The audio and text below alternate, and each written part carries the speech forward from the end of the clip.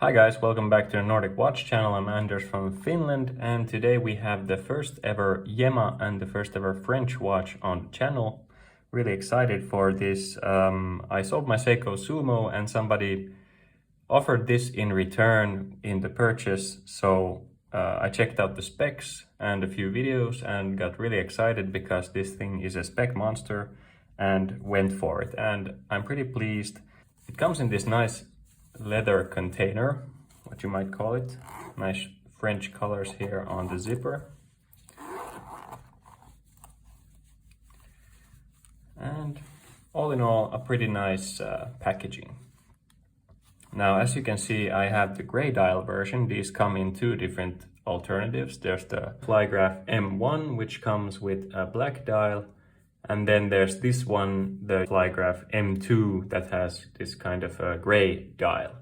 As you can see, it's a pretty classical pilot design, but there's something that's quite not that classic, and I really like that it has its own personality or its own distinguished look. And the first thing that catches the eye, in my opinion, is that vertically brushed wide flat bezel.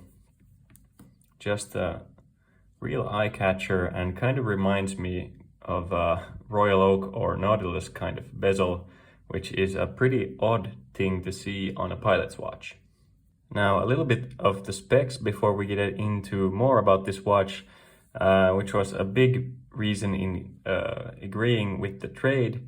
This thing comes with sapphire crystal. It comes with 300 meters of water resistance, which is absurd for a pilot's watch. Then it comes with Yema's very own in-house caliber, the Yema 2000, and that has 29 joules. And that beats at 28,800 beats per hour, as you can see with that really smooth seconds hand. And it has around, I think, 42 hours of power reserve, so it's a little bit superior in that matter to the ETA 2824. So really nice so far. It has hand winding and also hacking, so seems to be a really nice movement. It's the first time I've had anything to do with a Yema movement, but so far so good. It's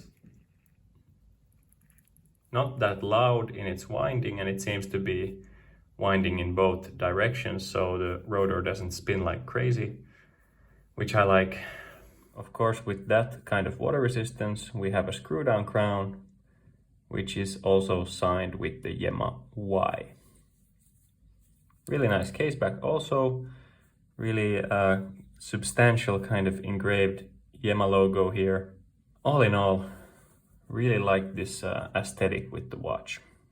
Now, I would have loved to have gotten this on the bracelet because there is an option, but unfortunately the guy that traded watches with me had got it on a leather strap and not the bracelet, so that's a bummer. Won't be reviewing the bracelet, but otherwise really happy with this. One downside is I'm afraid it has 19mm lugs, which is a bummer. I don't know why watch brands do that, but that means I won't be having a lot of strap alternatives for this watch. I don't have any 19mm straps. So the size of this watch kind of surprised me because I was expecting 39mm diameter watch to be pretty slender, but it turns out that this watch actually has a 48mm lug to lug, which is kind of a lot. It's not super much for a 6.5-inch wrist. It's manageable, but I prefer like 46 perhaps. I'll show you what it looks like on the wrist soon, but I was still expecting it to look small on the wrist because of this wide bezel. My Zin 556, for example, side by side looks kind of larger, even though it has a smaller diameter, and that's because the bezel on the Zin is more narrow than it is on the Yema, so the dial itself is smaller on the Yema. Now that being said, this Yema is 13 millimeters thick, so it's kind of bulky, but you can expect that for a watch with 300 meters of water resistance for sure. Now taking a closer look at the case here, you can, as I already mentioned, see the nice vertical brushing on the bezel. Then we have a brushed side also, and a nice contrast with polished side of the bezel here. And I'm not actually sure if we have anti-reflective coating on the crystal or not. As you can see, that's a super legible dial. Anyway, flat sapphire crystal, if I didn't mention that. We have drilled lug holes for the strap. And as mentioned, this gorgeous case back, I really like that. Really nice compared to kind of those lame case backs you can see on, for example, a Orient Kamasu or something. No offense, but this looks just really nice and elegant. Side profile of the case is also really nice. It curves pretty nicely, and I really like how those crown guards are shaped. They kind of taper down before the crown like that. Really nice. So instead of a metal bracelet, mine is now on the leather strap that comes from Yema, and this is maybe the part about this watch that really does not impress me. I think it's kind of clear that they went cost cutting with the straps here. It's super thin and it is comfortable, don't get me wrong, but actually this wearing down on the strap has come from very little use, and I don't think it was really used before me. And also it's kind of a pain to put on the wrist because this keeper is it has a lot of friction when it moves with the strap here, and getting the watch on might require kind of really pulling on this keeper here to bring the keeper up.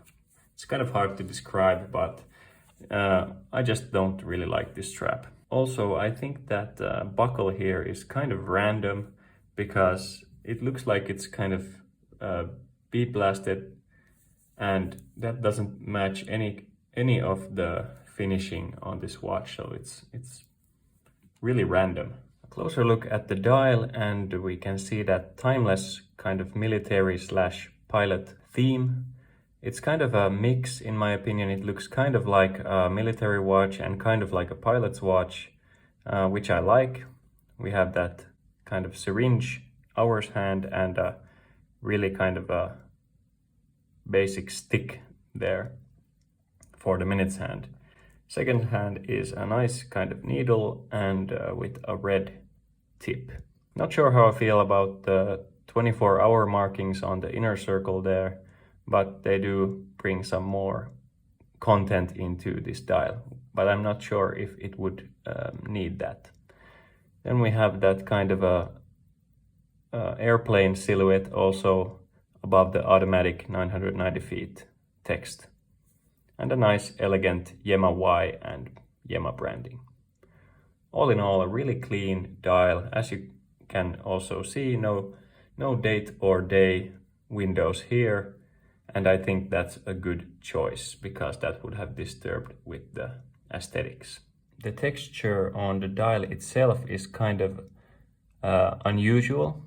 I'm trying to get it on camera, but as you can see, it's kind of a brushed surface in gray, and I really like that. It gives it a really unique look. I've never had a watch with a dial that has brushing that is that kind of prolific. I'm not sure if that's the correct word, but anyway, that's really unusual and I quite like it. Kind of also like how the 9 and the 6 are those kind of open numbers. On the hands and the indexes, we have BGW9 Super Luminova, which glows in blue. Really nice lume. Not as good as Seiko's Lume Bright with performance, but I quite like the blue blue color of the Lume. Alright, now it's time to show you how this thing wears on my 6.5-inch wrist. And just for reference before I do that, so you get the idea of my wrist size, here's my Seiko Sarbo 3.3 on my 6.5-inch wrist.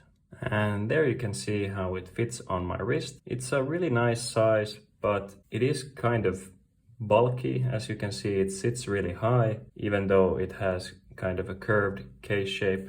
Even though the lugs are curved, because the watch is so thick, it leaves a little bit of a gap there between the strap and my wrist in the beginning. But otherwise, the size is really nice. But the 48mm lug-to-lug is sitting surprisingly large on my wrist. It's not the dial and bezel itself that looks large, but it does look kind of long on my wrist. It's also a little bit top heavy, as you might expect from this kind of thickness, and especially with the leather strap not having any weight. So couldn't resist trying it out on a few straps really quickly. Now I don't have any 19mm straps and I hate 19mm lug widths, so these are going to be 18mm straps, so don't mind that, but really prefer this Colareb as opposed to that original strap, and elevates this watch really nicely and kind of a good color fit also. And there it is on an 18mm NATO strap. Now I have to warn you, this might be a little bit too much because of the thickness of the watch and then a NATO strap elevating it even more.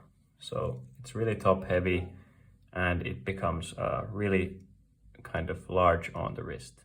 With the bracelet, this watch is $749 US, but right now it's on sale for $637. So really nice price for specs like this, I'd have to say.